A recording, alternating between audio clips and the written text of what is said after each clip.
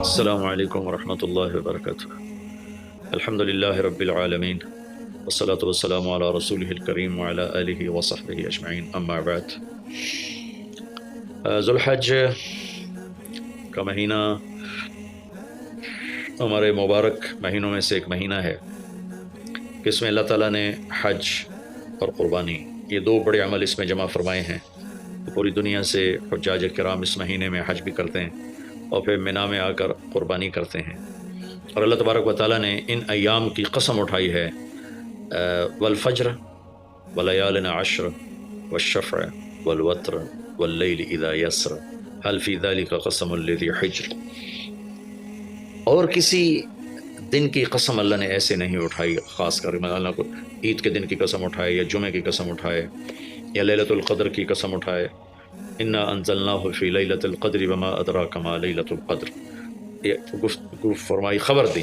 لیکن والفجر، مجھے قسم ہے فجر کی، اس سے مراد 10 تاریخ کی صبح جو 9 کا دن گزار کے حج کا دن ہوتا ہے، اور وہ گزار کے جب 10 کی صبح یعنی قربانی کی جو صبح ہے، اللہ نے والفجر اس کی قسم اٹھائی۔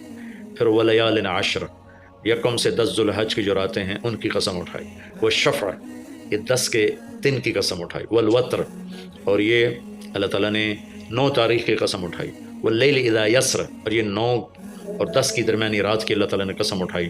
یہ کسی بھی ٹائم کی، دن کی، مہینے کی، سال کی اس طرح اللہ تعالیٰ نے خوبصورت انداز میں قسم نہیں اٹھائی جیسے اللہ تبارک و تعالیٰ نے یہ ان 10 دن راتیں، 9 کا دن، 10 کا دن، 10 کی رات، 10 کی صبح۔ اور اللہ کے نبی کا فرمان ہے کہ ان 10 دنوں میں اللہ تعالیٰ کو جتنی عبادت پسند ہے وہ اور کسی دن میں بھی پسند نہیں، اور اس میں کوئی شک نہیں، ان 10 دنوں میں سب سے بڑی عبادت وہ حج ہے، جس کو اللہ تعالیٰ نصیب فرمائے اور جس کے مقدر میں فرمائے۔ حج ان 10 دنوں کی سب سے بڑی عبادت ہے۔ عرفات کی ایک دن کی حاضری وہ 10 لاکھ دن کی حاضری یا 1 لاکھ دن کی عبادت کے برابر ہوتی ہے، اور عرفات کے دن کی حاضری میں اللہ تعالیٰ کا ارشاد ہوتا ہے، میرے بندو آج جتنے گناہ لے کر آؤ، جتنے بارش کے قطرے، جتنے درختوں کے پتے، جتنے ریت کے ذرے، جتنے گردش ایام میں جب سے ٹائم شروع ہوا ہے اس میں بننے والے دن اور رات، اور یہاں کے توبہ کرو میں سب معاف کروں گا۔ اور عرفات کے دن جتنا شیطان ذلیل ہوتا ہے اتنا کسی دن بھی ذلیل نہیں ہوتا، اور میرے محبوب صلی اللہ علیہ وسلم نے یہ دن حج کا، عرفہ کا، زور اثر کٹھی پڑھ کے پھر سارا دن شام تک کوئی 5-6 گھنٹے مسلسل دعا مانگی، اور آپ نے فرمایا کہ اس وقت میرا اللہ میرے صحابہ پہ فخر فرما رہا ہے، اور قربان جاؤں خطاب کے بیٹے پر، فرمایا، اور عمر بن خطاب پہ اس وقت میرا اللہ خاص طور پہ خوش ہو رہا ہے، اور خاص طور پہ عمر بن خطاب پہ اللہ تعالیٰ فخر فرما رہا ہے۔ تو ان 10 دنوں میں جس سے اللہ حج میسر فرما دے تو اس سے بڑی عبادت کوئی نہیں۔ حج میسر نہیں ہے تو پھر ان 10 دنوں میں نومی کا روزہ رکھنا، ان 10 دنوں میں روزے رکھنا، اس میں نوافل کی کثرت، صدقے کی کثرت، پھر قربانی، یہ سارے اعمال ان 10 دنوں میں انتہائی محبوب ہیں، جنہیں اللہ سعادت دے دے حج کی، بار بار جائیں۔ تابعوا بین الحج والعمرہ، حج عمرہ آگے پیچھے کرو، آگے پیچھے کرو۔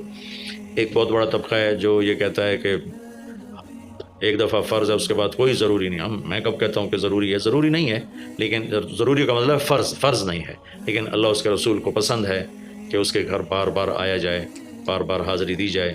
اللہ کے نبی کو تو آخر عمر میں جا کے موقع ملا، اس کے بعد آپ دنیا سے تشریف لے گئے۔ اگر آپ اس کے بعد زندہ رہتے تو یقیناً آپ ضرور حج کرتے، چونکہ آپ نے جتنے سال مکہ میں گزارے آپ نے ہر سال حج کی، نبوت کے اعلان سے پہلے بھی اور نبوت کے اعلان کے بعد بھی آپ نے مسلسل حج کی، اور 4 عمرے آپ نے فرمائے زندگی میں، پر 4 عمر۔ ایک عمرہ مدینہ سے خاص طور پر تشریف لائے جس کو ہم صلح حدیبیہ کہتے ہیں، وہ ہو نہیں سکا لیکن آپ نے وہیں عمرے کا کام پورا کیا، سر مڈائے، احرام کھولے، پھر اگلے سال آپ اس کی قضاء کے لیے تشریف لائے۔ پھر ایک عمرہ آپ نے فتح مکہ کے بعد جعرانہ سے احرام باندھ کے تشریف لائے اور عمرہ کیا، اور ایک عمرہ آپ نے اپنے حج کے ساتھ کیا۔ صدیقی دور میں پہلا سال جنگوں میں گزر گیا، دوسرے سال صدیق اکبر اپنے پورے ساتھیوں کے ساتھ حج پہ تشریف لائے۔ فاروقی دور میں عمر بن خطاب رضی اللہ تعالیٰ 10 سال حکومت کی، 10 سال حج کیا، ہر سال حج پہ تشریف لائے۔ عثمان رضی اللہ تعالیٰ عنہ نے اپنی خلافت کے دور میں جب تک امن رہا ہر سال حج کرتے رہے. جب فساد شروع ہوا تو آپ رکے، اس میں شہید ہو گئے. علی رضی اللہ تعالیٰ عنہ کو موقع نہیں ملا، جنگوں میں زندگی گزر گئی اور اسی میں آپ اللہ پاک کی بارگاہ میں پہنچ گئے. تو لیکن باقی 3 ساتھیوں کی خلافت کے دور میں آپ نے بکثرت حج اور عمرے کیے. تو دین کے کسی عمل کو یوں کہہ کر ہلکا نہیں بنانا چاہیے کہ اس کی کیا ضرورت ہے، اتنا پیسہ خرچ کرتے ہیں، اس کی کیا ضرورت ہے، کسی غریب کو دے دیا جائے. یہ اس طرح تقابل نہیں کرنا چاہیے کہ اللہ کے گھر کی حاضری کو اتنا ہلکا نہیں سمجھنا چاہیے. میرا اللہ بلائے تو بار بار جانا چاہیے، اور جس کو اللہ توفیق دے عمرے پہ جائے، حج پہ جائے. ہاں غریبوں پر بھی خرچ کرے، اپنے رشتہ داروں پر خرچ کرے، ضرورت مندوں پر خرچ کرے. لیکن اللہ کے فضل سے امید ہے جو اس طرح اللہ کے گھر جانے پر خرچ کرتے ہیں تو اپنے اللہ کے فضل سے غریبوں پر بھی خرچ کرتے ہیں. اس کو آپس میں یوں اس کا مقابلہ نہیں کرنا چاہیے، چیز اللہ کو پسند نہیں ہے. شہنشاہ کے دنیا کے سب سے بڑے بادشاہ کے دربار میں حاضری کو ہم اتنا ہلکا نہ سمجھیں، بہت بڑی سعادت ہے. حضرت امام حسن کی سنا دیتا ہوں. امام حسن رضی اللہ تعالی عنہ نے 20 حج پیدل کیے، مدینہ سے پیدل تشریف لاتے تھے اور حج فرماتے تھے. 20 حج. یہ تو اہل بیت کیا جگر گوشہ رسول ہیں اور جگر اہل بیت ہیں.